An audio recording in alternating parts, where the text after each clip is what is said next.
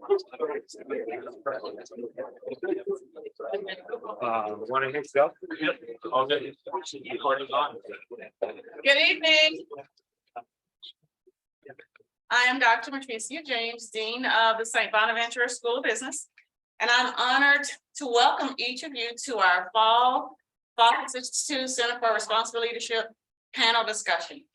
This afternoon's discussion will focus on taking care of ourselves. I think that's a very timely topic considering all we've been through in the past couple of years, COVID and all other kind of stressors. So I would like to thank our esteemed panelists for coming out to share your insights. We have with us Joe Terragiani, Gerald Daly, Nikki Medler, Delray Honeycutt, Megan Hinsberger, and Brother Kevin Bishop. So thank you all. And I'd also like to thank Dr. Gallagher for putting this program together. Thank you for your hard work and your leadership for the center. And I'm going to turn the program over to you at this time. Thank you, Dean James. Hi, everybody. I'm Mike Gallagher, Director of the Foster Center. First thing I want to say is I want to say thanks to Daria Foster. The Foster Center is made possible by Daria Foster, an endowed center on campus. It was a gift to honor her late husband, William Foster, who was a '62 grad of Bonaventure and one of our trustees before he passed. I want to thank Matricia James for supporting the Foster Center, continuing to support the Foster Center. And Dr. Jim Mahar is somewhere. So I want to say thanks to Jim for the introductions. He introduced me to Jerry Daly and Nikki. So I'm really grateful that all this came together the way it did. And I'm particularly excited about the event. You know,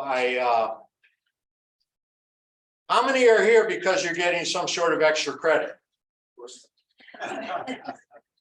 How many are here because you secretly feel like you might be a little nuts? Okay. I personally am here because I secretly feel like I might be a little nuts, and we're going to talk about that. You know, it's a you know, at Yale University, the most popular class is taking care of yourself, well-being, happiness. So over time, and they've changed the name of the course over the years, but it's the same course. It is the most popular course, you know. And in terms of mental health, I mean, I'm not a rocket scientist, but I think mental health is a real serious problem in our society. You know, just to witness what we see going on, I think there are a lot of issues. So as a Franciscan institution guided by Franciscan values, we need to at least talk about that. You know, this issue that mental health is real important. And at the moment, we have a bit of a problem, you know. So I think it's a pertinent topic, and I'm really, really, really grateful that everyone here has come to share their experience or their help, their you know, their tools on how to deal with this. So I want to introduce people. I'm just going to very quickly introduce people and then get out of the way so they can go one after the other. Joe Terragiani. Joe has been a Foster Center guest in the past. He spoke with us about the digital literacy a couple of years ago, I think, at the beginning of COVID, and I'm delighted to have him back. Joe is a successful software developer and a philanthropist, educator, and I think he's well suited to talk about the topic today, you know. And Gerald Daly has been, he worked at the UN for 32 years, and he's a personal resilience facilitator. So he's got some tools for us on becoming more resilient. So we're very excited to have him. Nikki is a master social worker in the Wellsville Central School District. where she's also the Family Resource Coordinator. And Delray Honeycutt, our own at Bonaventure, Associate Dean for Student and Community Wellbeing. So we're delighted to have her. Megan Henberger from is a physician's assistant student over in the School of Health Professions. Just finished clinical rotations. So you've seen some of the effects of COVID and you know, in the hospital setting. So it's an important contribution. And brother Kevin Christoph is here to bring us some hope, which I think we all might need a little bit of. So without further ado, I'm just going to turn it over. We'll start with Joe. We'll go Joe, Nikki, Delray, Megan, brother Kevin, and Jerry will wrap it up. And then at the end, we'll take questions and have a discussion. Okay, so Joe, over to you. Thanks so much, Michael, and feel free to cut me off at a 10-minute mark because I'm going to be speaking mainly from the heart and it won't be very technical. So if I go over, feel free to just cut me off. So as Michael mentioned, I've worked in software and philanthropy, but didn't mention anything in my job description for mental health. So why did he ask me to come here and talk today? I'm going to talk about mental health from my own perspective and the challenges that I've had and also the things that have been helpful for myself. About a year and a half ago, I took a medical leave for my mental health, but that was kind of in the crux of COVID. But really, when you get into mental health, it's not just the instance that was coming to a head of many years that I was experiencing things and not really knowing what I was experiencing from a mental health perspective. So I'm going to zoom back to my own days in college. I had graduated, or I was graduating from my undergrad in history and philosophy, and I was really left from studying history and philosophy with the idea that like we've come so far, like humanity has come so far. We've had a couple close calls of wiping out humanity, and there were so many stories of hope, but also really coming up to the present that there is still so much suffering in the world, and also that there was all this stuff happening with climate change, and I felt like I had to be part of that change. But it was overwhelming. And so I went briefly into a master's program in political science with the idea like, oh, I want to be part of the change. I want to change through policy. And I remember my professor saying to me, you know, the world is complicated and these are all the things that we need to do to make the world better. And then this is why they're not going to get made. It's the corruption, it's the racism, it's the systemic problems that we're seeing in the world. And I got depressed. And even my professor said, this is going to be depressive class, right?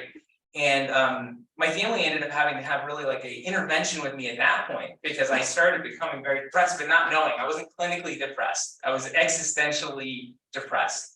And I dropped out of that program because I wasn't happy and I was struggling to figure out what it is that I want to do with my life. And I really kept on asking myself, well, how can I do the most good with my life? And I jumped around between careers a little bit. I became EMT for a while because I thought I wanted to go to med school, and I thought it's probably a good idea to suss this thing out if I want to be a doctor. And I found helping people really impactful, and it made me feel better. But it was hard. There was an emotional distress that at the time I didn't have the maturity to deal with.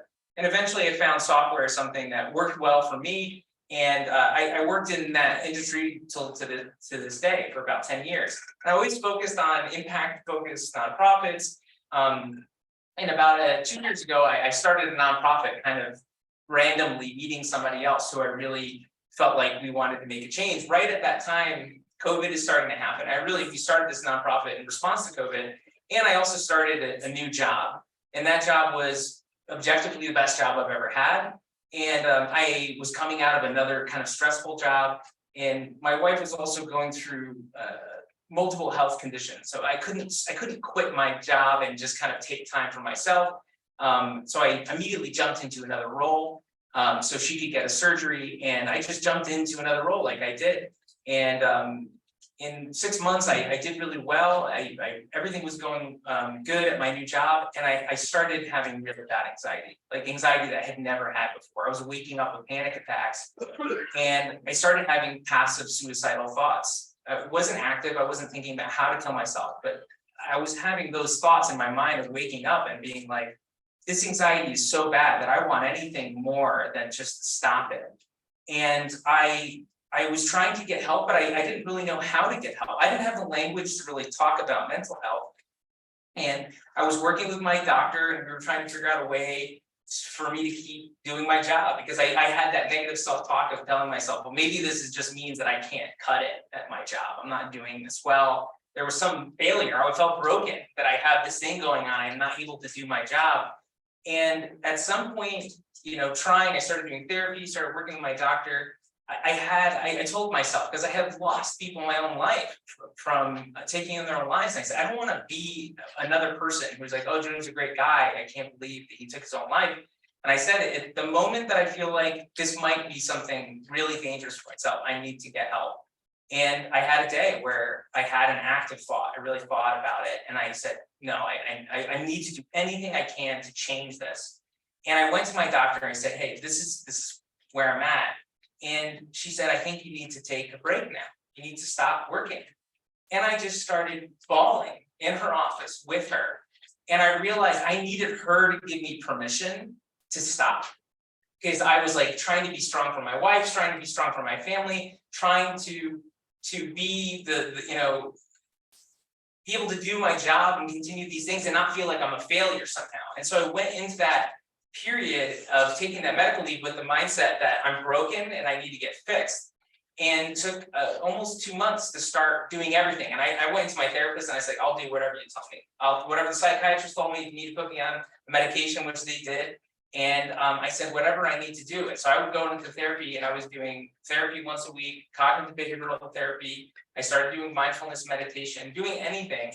And I can't really say for certain that it was the CBT or it was the mindfulness meditation or was the collective of all the books that I had read. And I read so many books. I read interfaith books about the Book of Joy with the Dalai Lama and Desmond Tutu, reading books about neuroscience. Like, I wanted to understand what was going on in myself.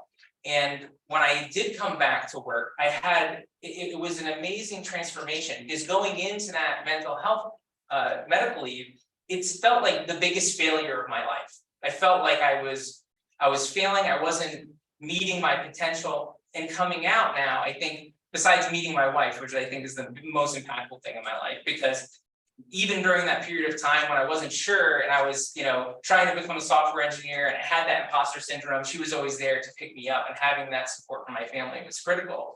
But after meeting her, I think the biggest thing for me now in my life is having that medical leave, because I actually got at the heart of what's driving this anxiety for many years. And it was partially a certain level of empathetic distress. Like, I was the kind of person that if I met somebody and they're having a bad day, I'm having a bad day, because I'm starting absorbing their pain.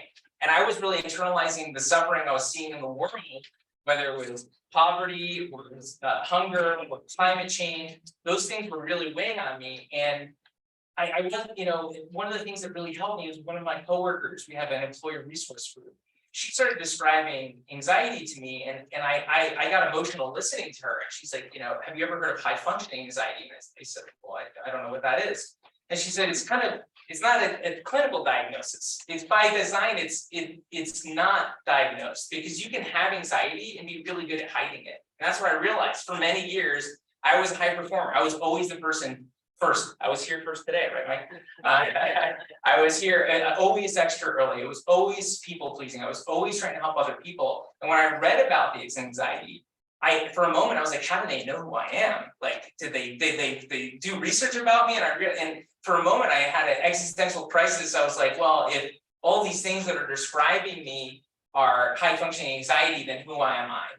And I had to kind of rebuild myself. And something that my therapist really helped me on, because I had this idea that if somehow I was having enjoyment in my life, that somebody else was suffering out there. It was like a zero-sum game, that if I was enjoying my life somehow, that I wasn't doing good for others. And she said to me, she's like, doing good for yourself is doing good for others. The name of this talk is about taking care of ourselves, but actually taking care of ourselves is taking care of others. And that there's actually a neural pathway for empathy. Empathetic distress is one way to relate to others, but another way is compassion. And actually they found that strengthening compassion over time can reduce that empathetic distress. And so I started doing mindful meditation to strengthen compassion, using something called the metta meditation. And for me, it was an immediate response. If I had a thought of like, thinking about killing myself, I would immediately respond with a metta, which is a mantra for myself. And it would be something short like, may I be free from pain and suffering. May I be happy and healthy. May I live in peace and harmony. And it was a way to disrupt that negative automatic thought that I was happening. But I was also having that with like, I would send a message to my manager and he wouldn't respond. I'm like, oh, why is he not responding? Like maybe he's mad at me. And then I would do that metta and I would remind myself, and like, well, maybe he's having a bad day, or maybe he's having a good day. Maybe his brother's in town and visiting him. And it would dissipate a lot of that distress. And when I started creating more and more of that space inside myself, of realizing that taking care of myself is taking care of other people, I started seeing that anxiety deplete. And I was taking medication at the time. And at some point, I wasn't having the passive suicidal thoughts, I wasn't having anxiety. And I made the choice. I said, I want to see now if I can manage my anxiety without the medication, knowing that coming off medication may make it worse. When you take some of these medications, one of the first things they say, this may increase your likelihood of suicidal ideation. So I don't want that. That seems scary. So it was a really scary thing to both go on it and come off it. But coming off it now, I can honestly say I don't have anxiety anymore. This is why I think that this medical leave was the most important thing, or one of the most important things in my life, because I'm not constantly fighting this anxiety that's gnawing at me. And what it's given me is a space to say I can go actually help other people. And so something that I found is a great book by Thich Nhat Hanh, the late Thich Nhat Hanh, a Zen master, in a book called The Art, Zen and Art of Saving the World. And in Zen, there are these paradoxes where the world is bleak sometimes, it's scary. And if you get burnt out worrying about the state of the world and the future of the world, you're not going to have the energy to go make the world better. Which means that you have to be able to carve out that little piece of joy and happiness, which is now in the present moment. It won't be in the past, it won't be ruminating about the past, it's not about the future. If you can cultivate that happiness and joy in the present and really cherish the moments of love and joy with other people, that's going to give you the space inside of yourself to make a difference. And really what I found more overwhelming than anything is that once I stopped kind of having that anxiety and started listening to other people and helping other people, that has been continuous source of healing for myself, of actually going out, helping other people. And it might just be sharing with someone that I've had suicidal ideation, because most people don't like talking about that. I've had some people say, I can't believe you posted that on LinkedIn. What people are going to think you're nuts. And I said, good, I want them to know that. I want them to know that you can be successful. And one of the things that my psychiatrist said is, you might never not have these passive thoughts. You might have them forever. And that doesn't mean that you can't have a happy, functional life. And with that radical acceptance that maybe I will always have that, it hasn't come. And even when it does happen from time to time, now it's a much easier thing. And so the last thing I'll say, and then I think I hit my time, is I love the idea that we all have the seeds of joy and happiness inside us. Our job is to water the seeds of the good and the joy inside us, and try to not give light to the bad things in life. And when you do that, you will see flourishing in your life. And then when there are the bad weeds that pop up, they're just so much easier. And it's been a combination. It's the therapy, it was the reading, it was the meditation, and it's the community continuing to connect with other people. So I hope that share helps some of you if you're thinking about some of these things and struggling with yourself. But know that you can change your mind through practice and through connecting with other people. And there is, in all of us, we have that seed of joy and happiness. And with the right mindset and being around other people who are supportive, you can absolutely see a change. And I'm happy to be able to say I'm here today, and hopefully have a long life ahead of me to be able to see that change continue to grow and help other people. Thank you. Thank you, Joe.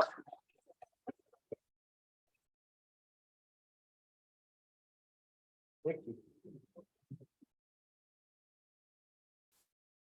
Okay, so thank you, Joe. That's very brave of you to come here and talk about it. And it really leads into what I want to talk about, which is demystifying mental health, to help end the stigma of talking about it.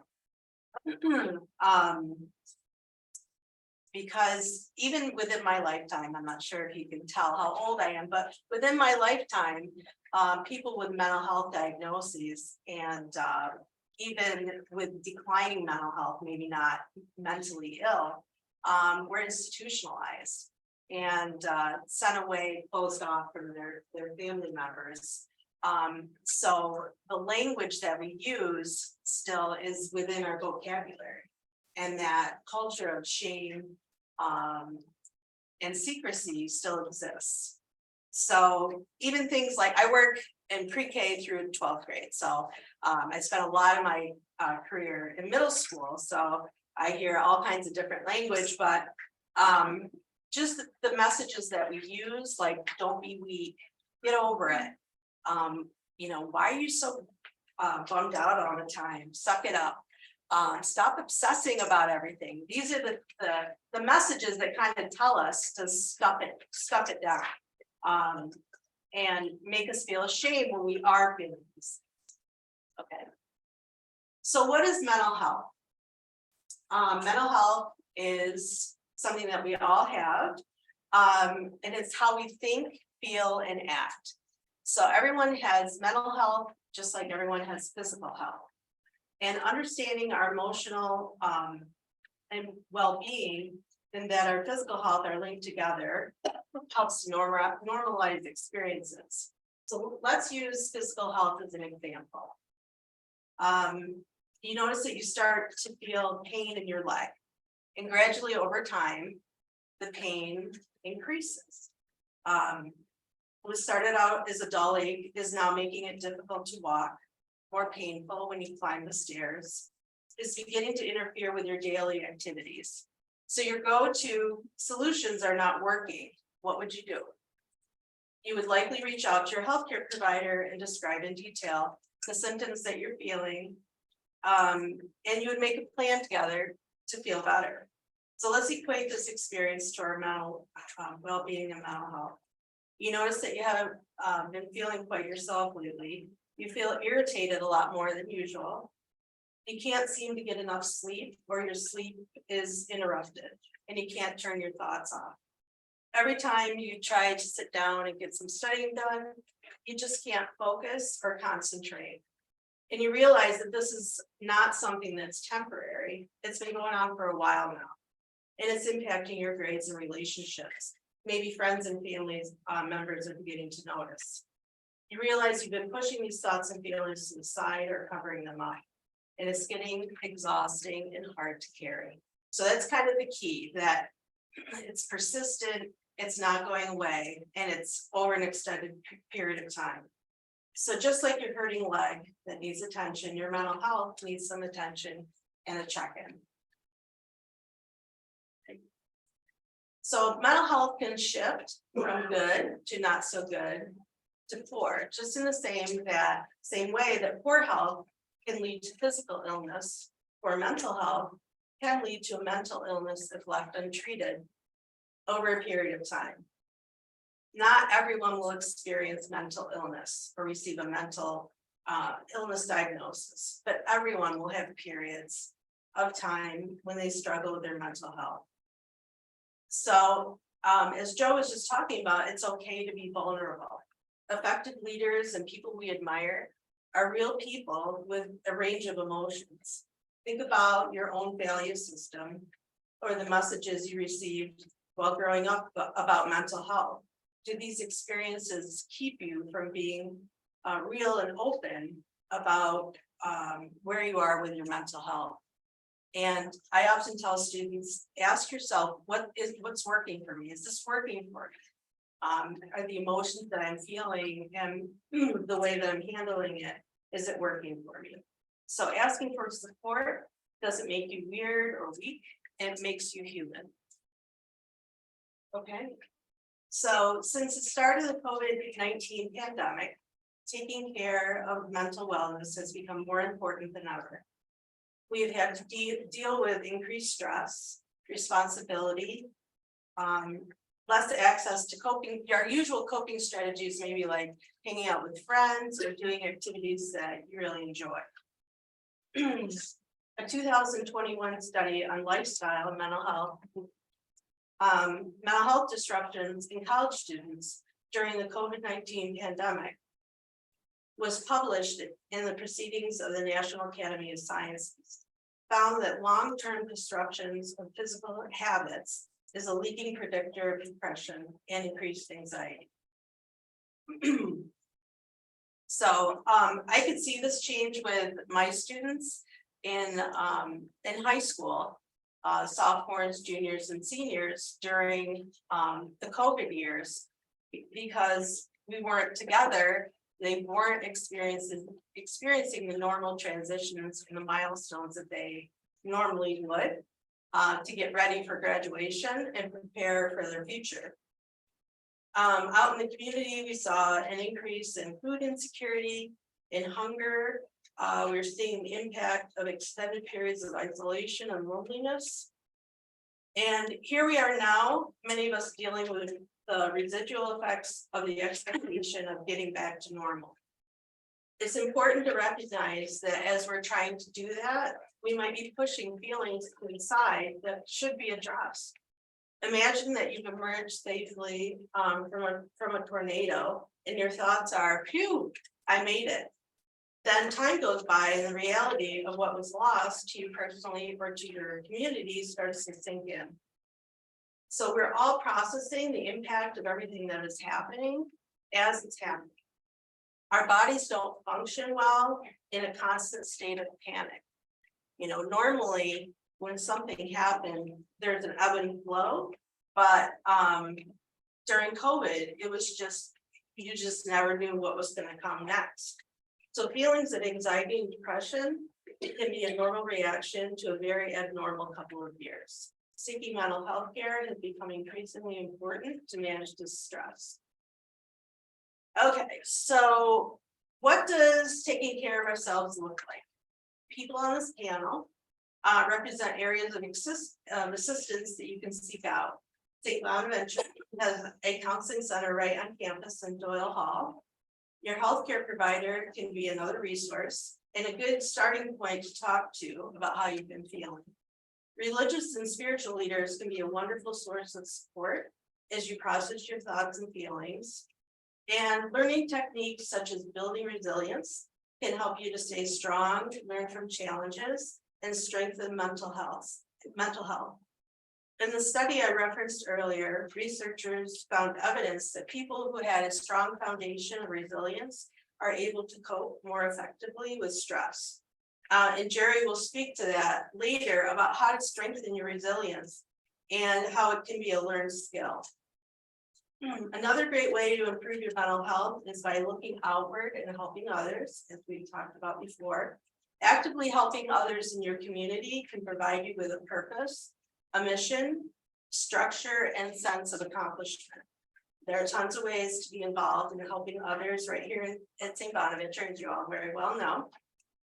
In my work with students and their families who are struggling, I remind them that in the middle of challenging circumstances lies opportunity.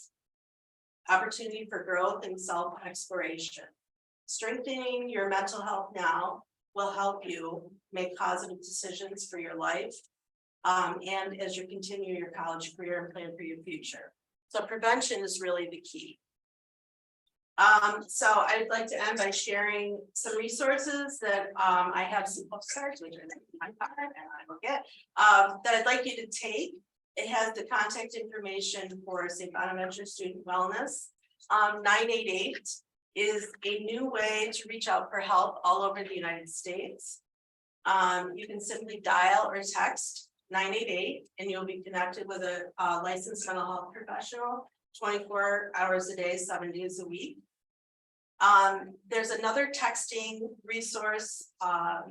You can text home to 741-741. It's a crisis text line, provides free 24-hour support via text message. A lot of the students that I work with like this because they don't want to have to speak to someone, they feel more comfortable texting. Okay, so thank you for listening. And as you can see, that public speaking is something that's very anxiety provoking for me. So thank you for sticking with me, but I just want to use myself as an example. So what they teach you about anxiety is that your brain is trying to tell you that you're in danger and to run away from it. And sometimes you have no choice, you've got to stick it out. But when you do that, you do strengthen the pathways in your brain so that the next time you would think doing this for 30 years, it'd be pretty strong by now, but so thank you for listening, and I look forward to hearing the other.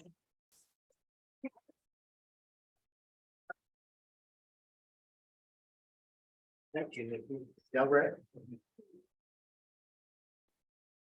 So I'm actually going to do something a little bit of cross between Joe and Nikki.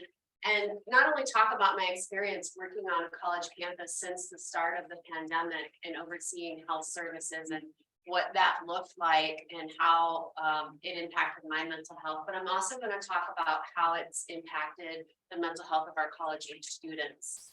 So when the pandemic started in 2019, I was part of the shutdown of the university that I was at the time. As most of you know, it was a novel virus, right? We're still getting to know more about it. We didn't really know what to expect, except for that, there was probably going to be an order that said that we were going to have to close campus. And what did that look like? And so that's kind of how I ended up getting involved as the person who oversaw health and counseling, the wellness center at that campus. They turned to me, what are we going to do in this situation? And because of that, it just kind of evolved to Delray, what are we going to do in this situation? Delray, what are we going to do in this situation? So I became the go-to for all things COVID related. Once it, for the shutdown, for the reopening, I was the liaison to the public health department, doing all the contact tracing for our campus. I was isolating students, quarantining students. I was delivering meals. This was a nonstop endeavor, 12 hours, sometimes 14-hour days, very little sleep, experiencing those concerns with burnout and my mental health, really starting to feel that decline and noticing that irritability. And the interesting thing was that at the time I was also teaching a graduate course here at St. Bonaventure that was online. And throughout my 12 or 14-hour days, this course that I had 3 nights a week for an hour and a half was group counseling, was my respite. That was my time to really kind of be in the moment and step outside of all of the chaos that was going on throughout that time and all the things that I had to do and that I was responsible for. Again, my brain wasn't able to really shut down during that time. I had to respond to emails within a certain amount of time and, constantly be on the go. So that hour and a half each night was my time to breathe.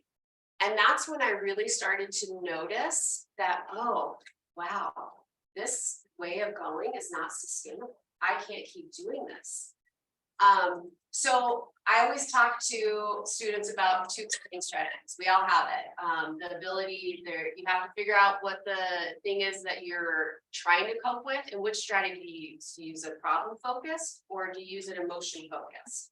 So problem focus is when you have an issue and there's definitely a solution that can be applied to it so that you can resolve that problem. For example, when a student comes to me in distress, and they're talking about how overwhelmed they are because they're backed up on homework assignments. Problem focused or solution focused in that moment would be, okay, well, let's put together a list. What do you have to get done? And then let's prioritize. Now let's make a schedule to make sure that it's within reason that you can get these done. That would be something that you can move forward and accomplish. Now, an emotion focus is something that you don't have control over. So that's when we turn to meditation. That's when we turn to that, practicing yoga, exercising, something that's going to help us to manage and cope with this distress that we have no control over. And I used both of those strategies during this time. I used first the problem. Let me try to change the environment. Let me try to change what it is that I'm responsible for. Let me try to get some help and pull in other people to make sure that I'm not experiencing this day-to-day stress. That didn't go so far. So then I switched to emotion focused. Okay, let me use this group counseling time that I'm teaching. Let me come up with some time in my schedule to meditate. I started using a mantra. How many Mandalorian fans in the room? Started using This Is the Way. So anytime there was some kind of event that I had no control over and I knew that there was no, this is the way, that didn't work, right? So I tried both the things and at the end I said, what is it? Because I can't keep doing this. I can't keep going on no sleep and having all these responsibilities day to day for, at that point, it was, I can't even tell you how long. And so you go back to problem focused. I couldn't change the environment, but I could change the environment. And that decision to leave a place that I had been and dedicated a lot of my time to was really difficult. But at the end of the day, it was needed, like a medical leave, to reset. I had to reset and regain priorities, which were my family and my own mental health. So when I came here, it was a delight to know that, okay, I can just focus on this one thing. And the one thing was counseling. Let me provide support to the students and provide support to the counseling center. Knowing that the person who was doing the same thing over here was my direct supervisor. So Katie O'Brien, Vice President for Student Affairs, was doing all the things here that I was doing over at the other university. So once I got my respite, I felt like I needed to give back, right? And so give her some respite. So I then took on the role of overseeing health here as well, and took on the contact tracing and things of that nature before we ended up moving into a different way of being at the university. But without that break, I don't know that I'd be sitting here in front of you today. Because the burnout was so intense that, again, I'm not too sure that there was any other solution than what I took, which was that break. So fast forward to now, some of the things that we are noticing with college age students is the social and emotional, I don't want to call it a delay, but there's a gap. So the Center for Collegiate Mental Health, the 2021-2022 annual report showed us that our college age students, so this is a national, we contribute at St. Bonaventure to this study through Penn State. Each year they create a report for us. And so this is thousands of institutions and hundreds of thousands of college age students, right, that contribute to this data.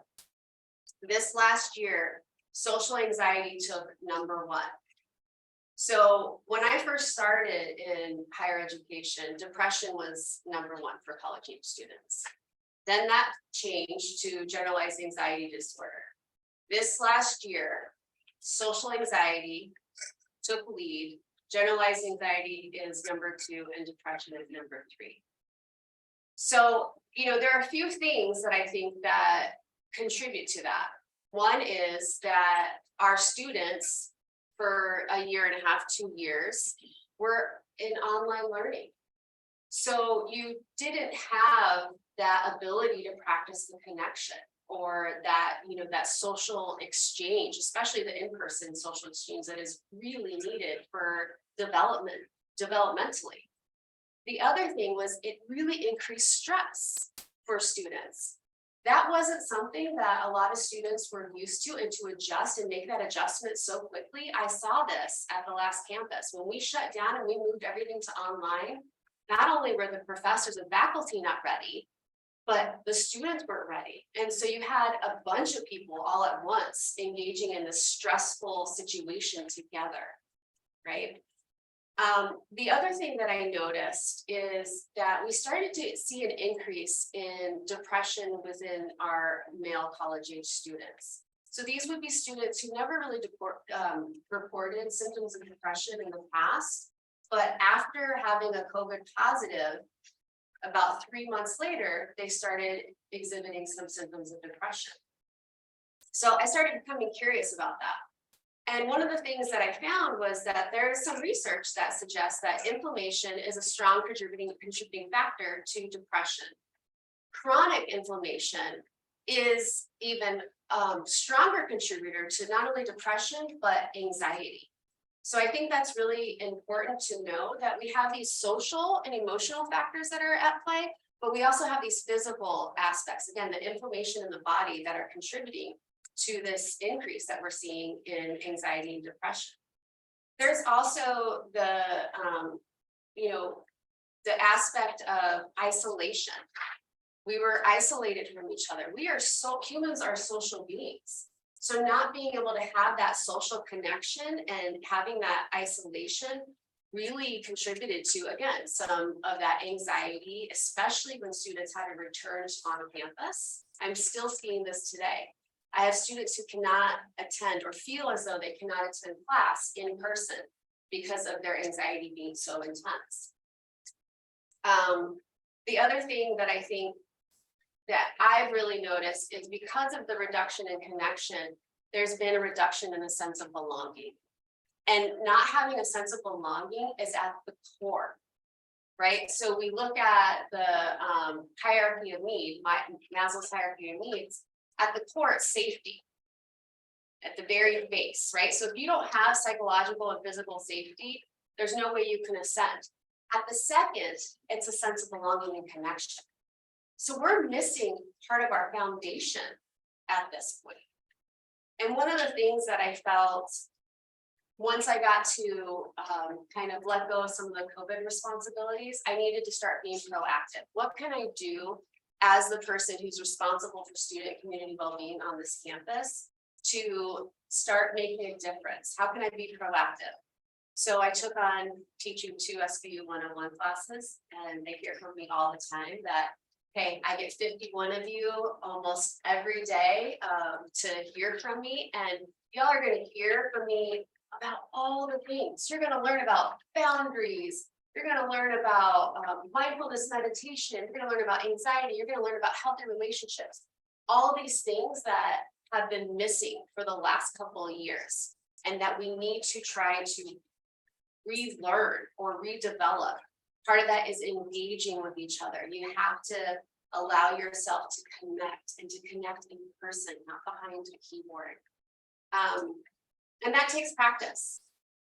Overall, I think it's really important. We've talked a little bit or a lot about so far that poor mental health and in the state that we are in at this point is a public health problem.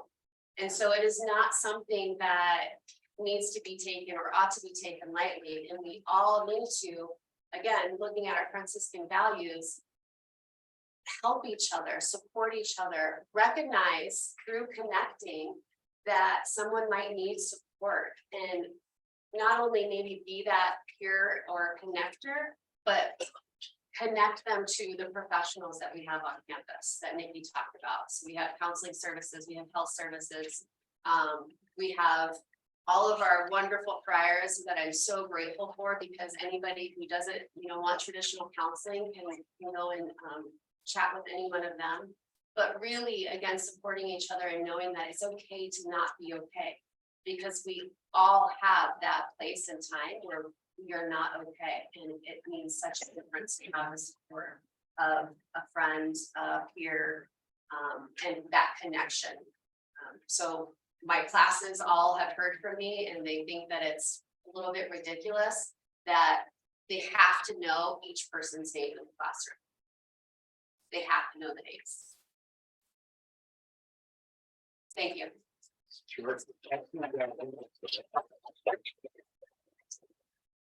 Megan. Hello, everyone. My name is Megan. I'm a St. Bonaventure student. I'm in my clinical year. I'm a physician assistant student. So I'm kind of in a similar age group as you guys, a little bit older, but I graduated with a finance degree. So I've been working towards going to school at night to work towards my sciences and all of that, but I'm also having fun, which is kind of the overlying narrative that I kind of want to say to you guys. So I went camping one day. We all have our COVID story of when everything hit us. And we were out there for about 2 weeks and we had no reception and just having a blast, stuff that I probably shouldn't tell my parents. And we came back, and of course I had my professors back there, so they heard nothing. But we came back and we were on lockdown. The grocery stores were out of control. It was like driving into an apocalyptic movie. It was shocking.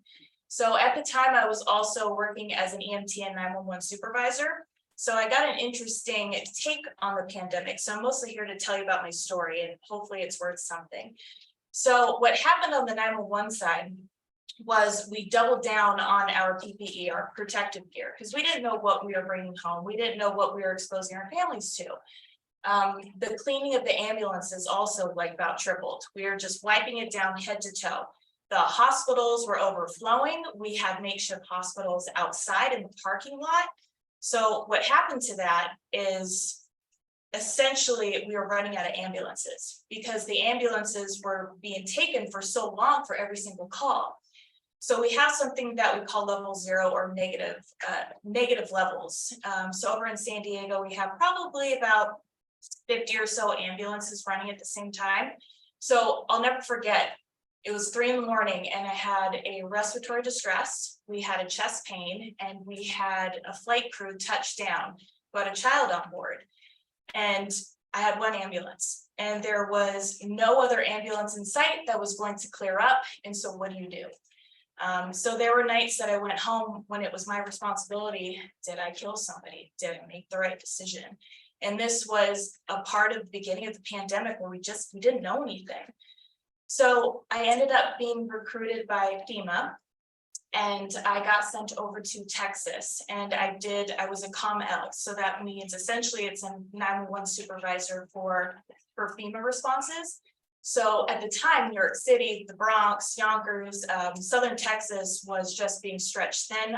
You guys all saw it on the news. And I was in charge of bringing ambulances and resources from across the country to address these areas that were so desperately needed. And one thing I found so interesting is usually like a CPR in progress, 1 to 2 a night, normal. We are having 40, 50, 60 of them a day. There was a lot of death. There was it was heavy. It was heavy on me. It was heavy on my team. It was heavy on the medics that were sleeping in their ambulances. And the days were long. They were 15 to 20 hours a day. I didn't have a day off. It was 50 straight days. There was no lunch breaks. There was no Fridays off. It was a grind. But Hurricane Laura came. So we got hit with that and had to redirect some resources down to the south. But anyways, at the end of those 50 days, I got a call from St. Bonaventure and I had been working so hard to get into PA school. And this school gave me a chance and I flew back, my 50 days were done. And that next morning I had a phone interview. Come back to my house and my internet's not working, my computer's not working, my phone is cracked. And so I did a whole interview on my screen of on my phone. And it was just such warmth on the other side of it. And by the grace of God, that Monday I got in and that was like my dream. And 4 months later, I picked up my entire life and I drove across the country, essentially by myself because COVID was still a thing at the time, and moved to only in New York.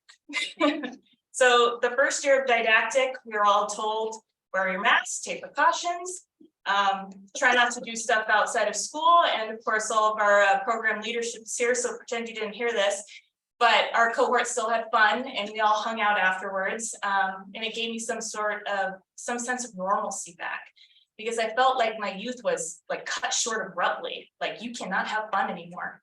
You have been thrust into adulthood. Now you have all this responsibility. So I got a sense of myself back, even though the work was just very difficult for myself. So it brings me back to this year. So I'm now in clinical year. I started in the ER and I moved over to internal medicine. And so in the beginning, I was expecting a ton of COVID, but there was a lot less COVID than I expected. The cases I did see were really sad though. I mean, we had our own Dr. Dennis DePiero. There was a lot of young patients. There was grandparents with comorbidities that went a little too soon. But overall, the trend I've noticed, it's gone up, it's gone down, but overall we're recovering, we're getting there, we're moving as a unit. So probably one of my favorite, not favorite, but most unique clinical experiences was being able to do psych over in inner city Buffalo. So we were going to people's homes and going to people with severe mental illnesses and giving them antipsychotic shots, like in their home. But one thing I noticed is patients had anxiety and depression, and it was directly COVID related. They were so incapacitated that they could not leave their front doorstep.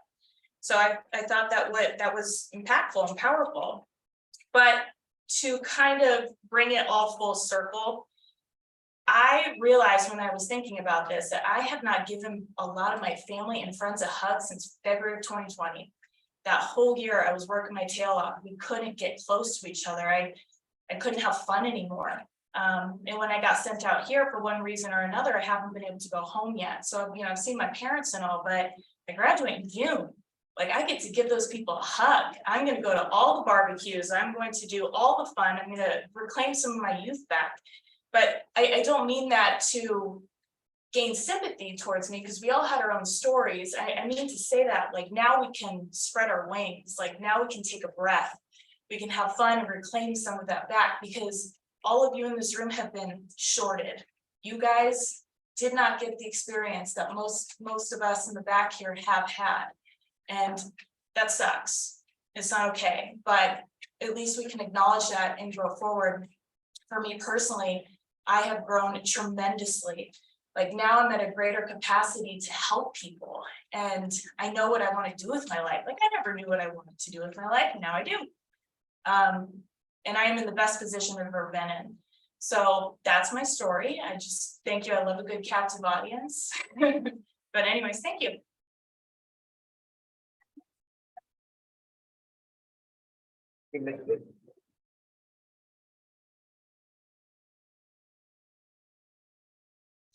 Well, I wanted to talk a bit about isolation, addiction, and hope. And some years ago, I was on a train coming from Boston to New York City. And I was not wearing my habit at the time, and got on the train and there was nobody in the seat next to me. And what a wonderful, I love that. That was great. I had a lot of work to do. But a couple stops down, it was a ton of people, and I knew that I was gonna have to share the seat with somebody. And I see this young guy coming down the aisle. He was wearing all black turtleneck, black jeans, black beret. And he sat down next to me, and I was like, oh, no, yes, you did. So he started to talk to me, and he said, my name's Pat, I'm from Los Angeles. I'm a poet, a writer, and an artist. I was like, oh, okay, you look like it too. And but anyhow, as he started, he was very chatty and wanted to know stuff. I found out he was 15 and he was visiting family and stuff like that. And eventually it got around to, where are you going? Why are you on a train? And what do you do? And so finally I said, well, I'm a Franciscan friar. I'm going down to New York City for an ordination. And he said, oh, that's very interesting. He said, I'm an atheist myself. And I was like, okay, So we started talking a little bit longer. And then he said to me, he said, I got to ask you a question. He said, most people give me crap for being an atheist, but you didn't. How come? I said, well, I know what I believe. And the fact that you don't believe the way that I believe, I don't find threatening in any way. He thought that was pretty fascinating. And then after a while he talked and he said, you know what, maybe I'm really an agnostic. He said, and I said, oh yeah. And he said, yeah, I just can't stand the thought that there's somebody or something over, something bigger than me. I said, okay, interesting. I already knew this kid he's an artist. He's a philosopher, he's a writer. He's looking for truth and beauty. He's on a spiritual quest. I didn't need to worry about him. I don't need to worry about anybody really. But he said, well, Pat, you're very young now. The day may come when not only will you know, perhaps, that there is somebody or something over you, but you're going to be glad that there's somebody or something over you, because we all hit the wall. All of us hit the wall sometimes. We come to the end of our our strength, our rope, and we're done, we're done. And so what does that mean? It does not mean that we should double down on isolation, for instance. That we should try even harder to make sure that, we control things. It does not mean that we should keep these things to ourselves. I heard somebody one time say, don't let your feelings be your support system. If you ever, look up in your own brain, I heard it said, my mind is a neighborhood I should not walk through by myself. Because I'm gonna get mugged up there, or as one of my friends likes to say, I'm not much, but I'm all I ever think about, right? So isolation is frequently what we want to do. And I know when I was in college, and the first time I had a panic attack, and I remember saying to myself, I cannot let anybody know about this. And so going through life, trying to pretend to be normal. But also on the weekends, though, I was a hard worker. But on the weekends, when I was in college, the books went down and the drinking age was 18. And I was at the Rathskeller and was there all day and all night. Not realizing, and later on, I heard somebody describe bottles. They said bottles, meaning alcohol, are a failure to relate. Because I'm relating to a substance rather than to people. And I'm relating perhaps to a substance rather than a higher power, God. And so how does this lead to hope? One of them is that when we try to go solo, we get in trouble. Courage means to have a full heart. To encourage each other means that we share courage with each other. I may not be doing too well today, but you might be, so you can share that with me. Saying on resilience, if you want to go fast, go by yourself. If you want to go far, go with other people. Because you're not going to get very far by yourself. Another one was, if you have take one coal out of a fire and put it aside, it's going to go out. But if you have all the coals together, they're gonna all give each other heat and keep going. So we need each other. The importance of changing and moving away from isolation and addiction to being balanced. And we live in an off-balanced world. I read many years ago a book called When Society Becomes an Addict, and I think it's more true today than it has ever been. It's crazy out there and all kinds of insanity that goes on. Eventually, I did have to face the fact that I had a drinking problem and have been a member of Alcoholics Anonymous for many years now. So. And I wouldn't have it any other way, but at the time, it was the worst thing that could ever happen. Absolutely the worst thing. But we have an Al-Anon meeting on campus, and that's for family members of people who have addiction.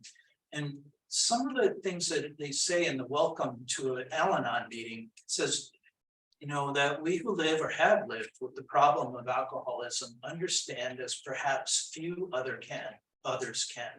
We too were lonely and frustrated, but in Al-Anon we discover that no situation is really hopeless, and that it is possible for us to find contentment and even happiness, whether the alcoholic is still drinking or not.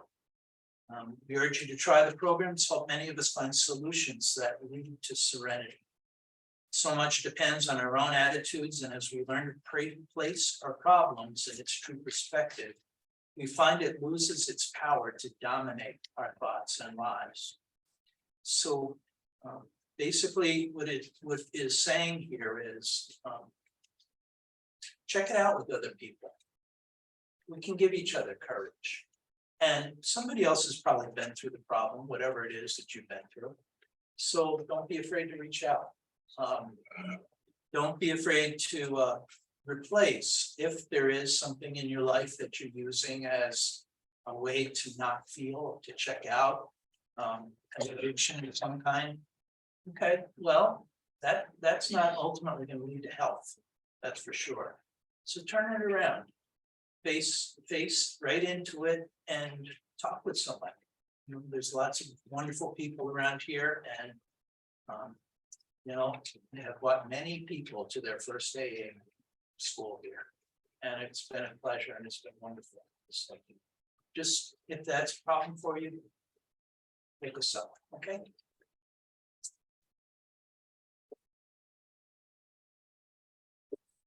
Brothers, Barry, last but not least.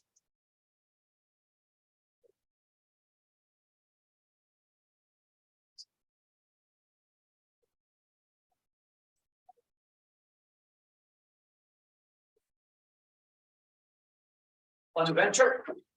Good afternoon. Good afternoon. Afternoon. Mike, Jim. Thank you for this opportunity. In the next 10 minutes, my hope is that every one of you will have at least one takeaway that you'll bring back into your daily life. That doesn't happen, I failed you. Want to do 4 slides. Want to explain to you what resilience is. I'm going to ask you 3 questions, and I want you to answer them yourself with numbers. So you'll need a bit of paper or you'll need an iPhone. Then I'm going to explain to you the physical, emotional, mental, and the sacred spiritual dimensions of resilience.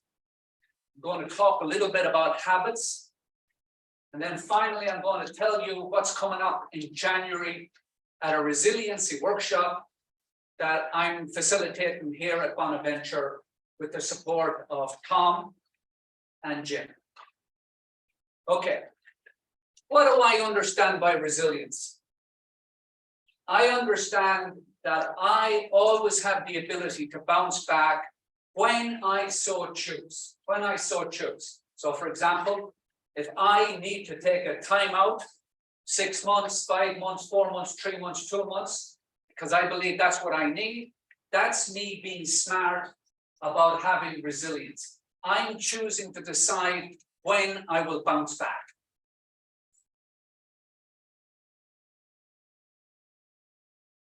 Three questions. First question. I'm hoping to see you with some piece of paper in front of you or your iPhone. First question is, on a scale of 0 to 10, how ambitious are you? 0 to 10. If you're off the scales of ambition, you're running 8s, 9s, 10s, probably. You got it? Nod your head if you got it. Secondly, on a scale of 0 to 10, how much of a multitasker are you?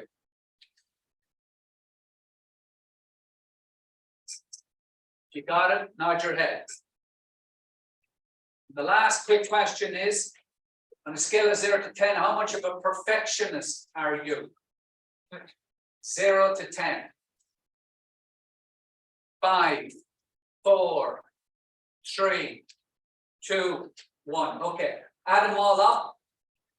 If you're anywhere close to 24, you probably should think about coming to a resiliency workshop close to where you are. This is such a rapid baseline, right? Because it's so rapid, I really recommend that you consider at some point today Googling health resiliency stress questionnaire. It's much smarter than what I just did because I'm running out of time. But it'll give you a good baseline of where you are right now.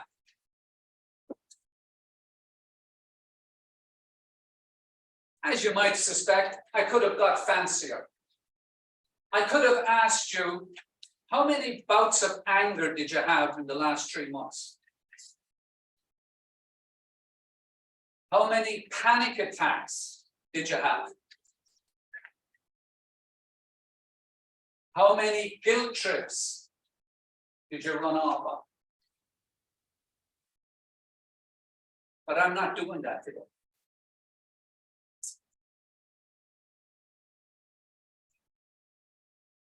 So 4 pillars of resiliency.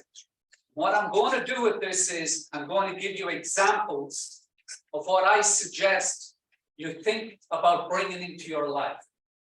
But before I do that, I want to tell you about some things that you need to do right from the get-go. Minimum of 6 hours sleep a night, minimum. You should be aiming for 7.5. Number 2, no binge drinking. Number 3, sorry, Jack, no smoking. Number 4, junk food doesn't make sense. As much as you possibly can, cut it out. Okay, let's assume those 4 are put to bed. Let's move into basic habits for your consideration. On the physical, 3 times a week, a half an hour. Put your hands in the air if you have anything to do with athletics in your life right now. If you run or you do anything like that. In addition to doing it a half an hour, 3 times a week, ask yourself what Muhammad Ali always asked himself. He says, I only start counting. Can anybody remember the end of that? I only start counting when I start hurting. If you want to push the physical. On the emotional, I really recommend volunteering. Like we've heard so many of the panel talking about today. Jim has not put pressure on me to say this.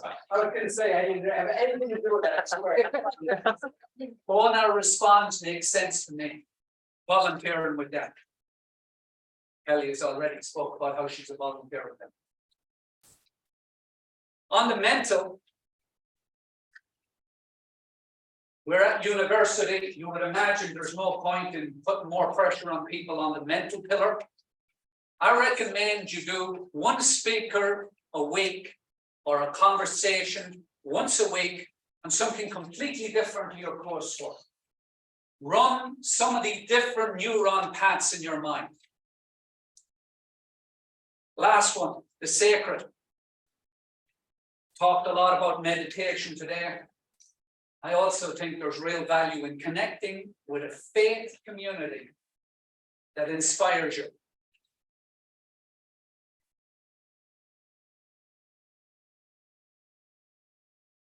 You'll see at the bottom of that slide, habits, habits, habits.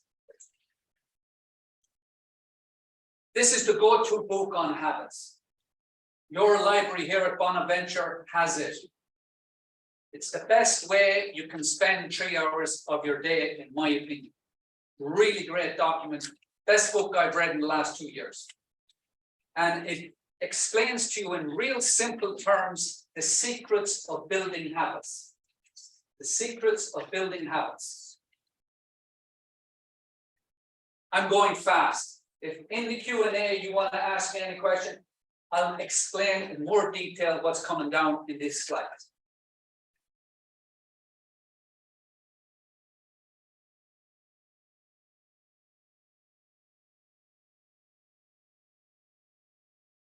Personal resiliency workshop. Tom, can you stand up? On 19 January and 23 January, we're doing a resiliency workshop. 3 hours in the first day, 4 hours in the second day. It's free.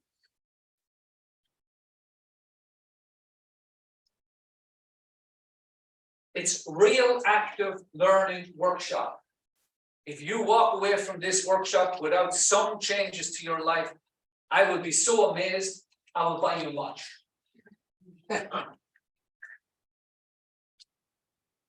Part A and part B of the workshop are essential. They're like the brother and the sister. So you can't do part A and not do part B. You have to do the 2 of them. It's a 7-hour investment. I get it. That's a heavy investment, right?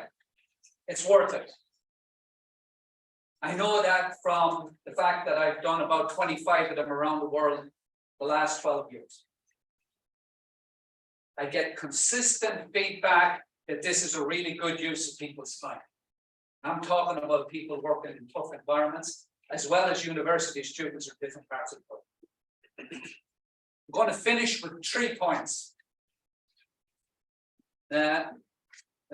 On 2 days ago, I had to get a feel for students here at Bonaventure, and I spoke to 3 students. One of them was Kyrell. He was with friends Anwar and Moses. And I was asking him, well, what habits do you have, Kyrell? And Kyrell said, I do 10 minutes in the shower. A real emotional stress buster. And you may or may not be here today. But I wasn't smart enough to say when I heard you say this to me, that the way to tweak that just a little bit is to do 9 hours, 9 minutes of the hot shower and 1 minute of cold shower.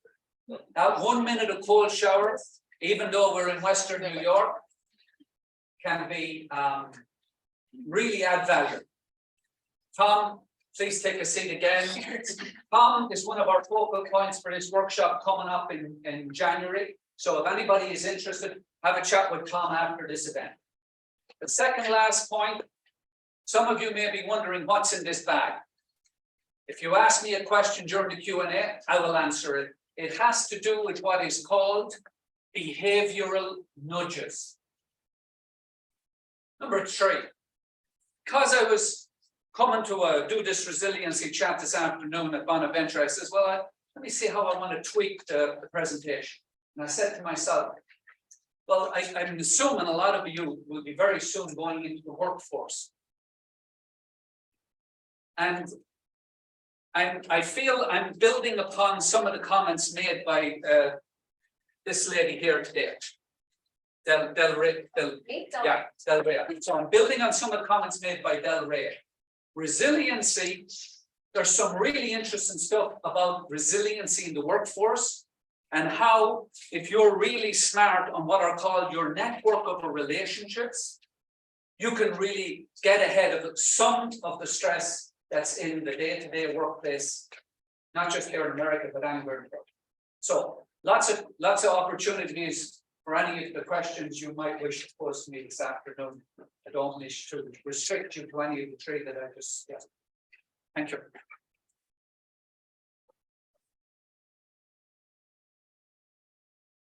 Thank you, everybody. Thank you, all of our panelists for a rich discussion we've had. Do we have questions? Before we do questions, I want to apologize for having to leave. I'm double booked at 6 o'clock. I really enjoyed this. This was good for me. And I believe that everyone here has gained a little and look forward to that next part of the evening. So thank you all for coming. Thank you, Dean James.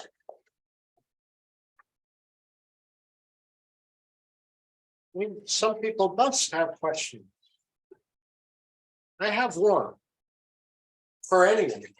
I think there's a stigma associated with saying, I feel depressed or I feel anxious, or how can you respond to somebody that may say that, you shouldn't feel that. Right? You shouldn't feel that. And of course, we feel that way. We have to validate those feelings. Any thoughts on? Does anybody identify with what I'm asking you? Like, my mother used to say, oh, you shouldn't feel that way. But I did feel that way, And so what can you say when somebody says, get over it? I think that's your answer right there. You shouldn't feel that way. And you'd be like, yeah, in a perfect world, I shouldn't, but I do. I do. We do. We have these struggles. I think it's a real thing. I would say that, like you said, what you should is a judgment. So when you make judgments, I read something recently out of the Greater Good Institute. We developed our emotions for a reason. They're meant to do something. So when you judge your emotion, you're suppressing it from doing what it needed to do. So example, I was having a bad day. We were in the middle of a move across the country, and I was having one of those days, a really bad mental health day. And I was feeling down, and I didn't listen to my heart that I wanted to tell my wife. I didn't want to burden her with this. And so I went the whole day to the point where at the end of the day, I basically had this like emotional breakdown. It's like, I can't do this anymore. And as soon as I expressed to her how I was feeling, I immediately felt better. I was trying to suppress, I was trying to be like, oh, this is not a useful feeling. So I would say that like, try to hold non-judgment to your own emotion. Maybe it's actually trying to tell you something that you need to take care of. You have to take care of those emotions. Thank you, Jay. I'll just add that not only judgment, but what we say in the counseling world is it's a thinking error. And so I always tell students, as soon as I hear should, and to help them gain some self-awareness, to stop shoulding on yourself. And that is your cue to step back and wonder what the preference is and where is that coming from? Is it a message that you received from someone? Is it a societal thing? Is it a parental thing? And really ask yourself, what do you prefer rather than what you think is the expectation of you? Thank you, Deborah. Interesting. There's a Yeah. question right here. In the back?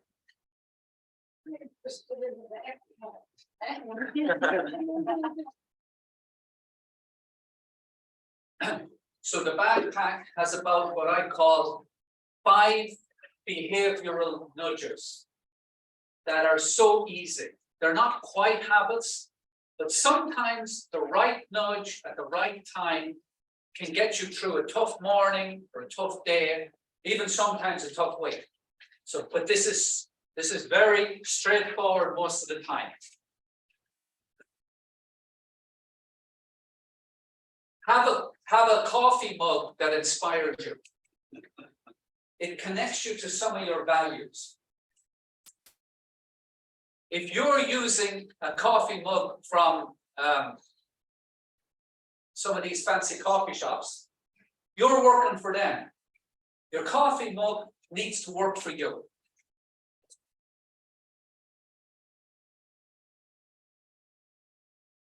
Have a smart calendar in your personal space.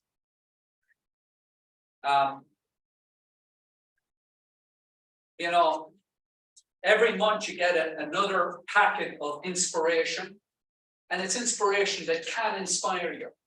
Now, sometimes an inspirational calendar isn't going to cut it for you, but it's like $12. You probably can't go wrong. If you have a calendar in your personal space from some local shop, then again, you're just working for them. Let your calendars work for you.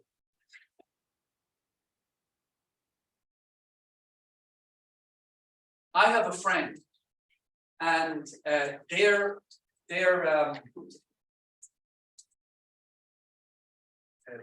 entrance to their house is the most amazing entrance I know in the world. It's filled with about 100 photographs. So you go into their front entrance, and it's just wow, wow, wow, wow. It's a cascade of wows. And it's not that easy for everybody to do that. But what I do is, this is my immediate family, and it's on our refrigerator. Right? Now, some of the people in this have passed away, but because they've passed away, doesn't mean they're not in my heart, right? So I really believe the people whom we love, who have been part of making us who we are, they're kind of looking down on us. That's just how I see the world. Now, to some extent, this is a little bit fake until you make it. But the way I see the world, sometimes if fake it till you make it gets you through, do it. These are people who are incredibly close to me, and every time I go for milk, I'm inspired by them.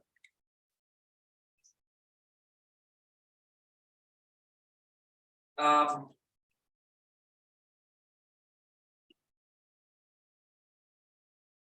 last points. When I go for my, remember earlier on, I was talking about a half an hour walking every day. I started about 2 months ago with this bag, and I've worked my way up to 16 pounds. 16 pounds doesn't sound like a lot. At the end of 45 minutes, 60 minutes, it's hard work. But I know I'm getting more value out of my walk every morning because I put weights in my bag. Now I could also be doing this. I'm just finding an easier way to strengthen my resilience. The last point, I come from a small village. I come from a farm in Ireland. This is the name of my village. That's also on the fridge. So these are what are called behavioral nudges. There's been an incredible explosion in our understanding of behavioral nudges in the last 6-7 years by a guy called Kahneman. I think he won a Nobel Prize on this area of psychology. And behavioral nudges are pretty straightforward in understanding. So what I'm trying to do here is I'm trying to kickstart in on what is called the unconscious, so that the unconscious is working for you, as opposed to you working for Madison Apple. Thanks for the question. Thank you, Jerry. I know a lot of you on the panel spoke about isolation and your strife for finding connection. At the end of the day, all that we have is ourselves. How do we become, I know this is should, and shoulding on myself, from each of you, are there any tools that you employ, or are there any aha moments within your personal experience that you found to be more comfortable and to love yourself more, and to find comfortability in yourself before actually making decisions to help others or to actually be a servant leader or things like that? The rule we have in EMS is who's the first person you look out for in an ambulance? Is it your patient? Or is it your partner, or is it yourself? You always look out for number one. That was my mentality, at least, is I needed to make sure that when I was sleeping, it was good sleep. I wasn't on my phone as much. I was drinking enough water. Yeah, you got to look out for number one, or else it's just like the airplane. When the airplane and everything deploys, you have to put it on yourself before you put it on child. So just something to keep in the back of your mind. You got to take good care of yourself before you can embrace and help others. I think for myself, it's when I'm here, I'm also the subtotal of all my relationships, the subtotal of all the people who've loved me and sometimes even not. So I'm really never alone. And I also believe in a connection between everyone and everything, the spiritual connection. So really never alone. One thing that I found really helpful, especially with so much going on in the world, like the war in Ukraine, there's all these like negative energies out there. And I like the idea that just like bad food and alcohol and drugs, consuming those things can make us physically sick and also mentally sick. Also, the people you're around, the sense experiences, the news you're having, if you are only around this negative energy, no one's going to want to be around you because you're going to just be kind of constantly exuding that. And so I kind of went on a media diet for myself where I said, I have a friend who's a political science major. I'm going to let him inform me about like, how bad is it? I kind of shield myself a little bit. And I also, at least in my own work, I have found a community. I also have ADHD. So finding a community where I met other people who had ADHD and autism, who had shared experiences, that was a hugely impactful thing. Finding other people that you can find commonality with. And once I found my community, I felt home. Felt like these are my people. They understand me in a deeper way. And then I wasn't worried about that. Well, do I fit in or not? I just felt kind of like interbeing with all these people. So I would say, seek out people who are going to enrich you and bring joy into your heart. And that tends to reverberate out in ripple effects, that when you start finding that peace and joy in yourself, the other people will be like, wow, I want to spend time with this person. They're giving me energy. versus kind of taking it away. So that's been really helpful of cultivating relationships that I felt like were giving something back to me, not necessarily, a lot of this work is emotional work. So people will come to you and ask you for help. And sometimes you need people who aren't only taking, but giving you back. And I definitely strive to find people like that. Thank you, Joe. I would just add the piece about social media, one of the things that I highly encourage. Because so much of our society has consumed or over-consumed social media, we've really created a culture of comparison and competition. More so than I think prior to social media, and because we've done that, there's a tendency to do more self-deprecation. And again, comparing, what you're seeing and, how many likes you get and things of that nature. So I always encourage, if you are going to connect through social media, which there's a positive to social media, don't get me wrong. We can, connect with family and friends who aren't close to us, not able to connect with in person and see pictures and things of that nature, but really pay attention to who you're following. If you are following people who tend to complain a lot, who use a lot of, all these bad things are happening, that negativity, or following, news that is constantly kind of layering all the chaos and negativity, see about changing that up. Follow people who seem to be more inspirational and positive and passionate about what they're doing, and sharing what they're doing. So that you are not comparing yourself to,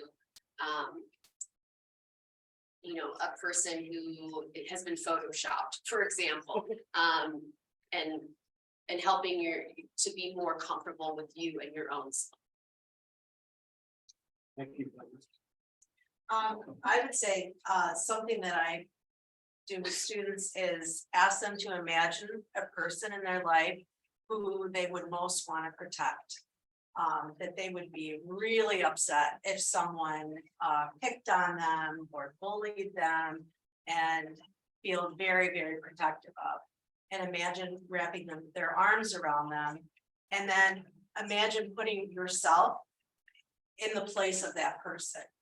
I think that seeing yourself as someone that you need to protect and that you need to stand up for, can be a powerful way of taking care of yourself. I say to my kids, be your own best friend, so you'll never be alone. And they think that's ridiculous, but that's something that's really helped me.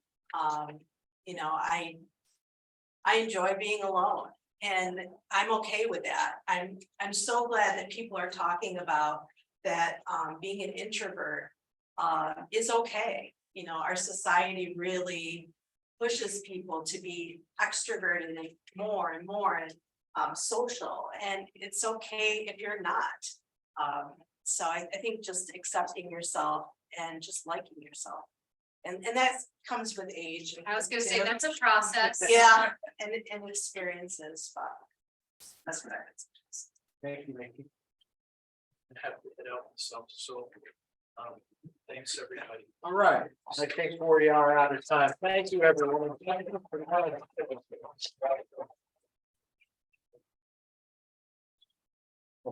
Sorry. Thank you, my clock. I know. Oh my God, I was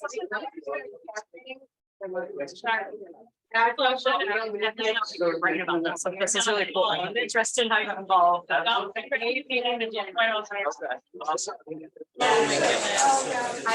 happen. That's why I always